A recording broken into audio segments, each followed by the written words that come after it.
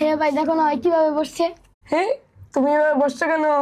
এভাবে তো মানুষ বসে না, কুকুরে বসে।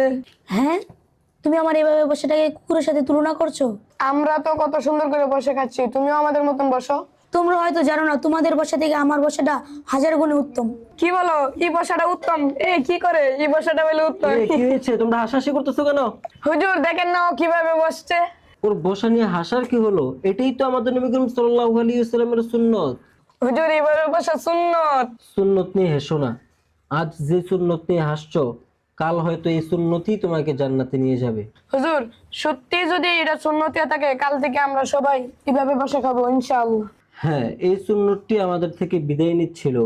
ও এই সুন্নতটি জিন্দা করার চেষ্টা করছে। এখন যদি তোমরা এটি নিয়ে হাসাহাসি করো, তাহলে তো আস্তে আস্তে আমাদের থেকে সমস্ত সুন্নত বিদায় নিবে। সুন্নতকে সম্মান করো, পালনকারীদের উৎসাহ দাও, তাহলেই জান্নাত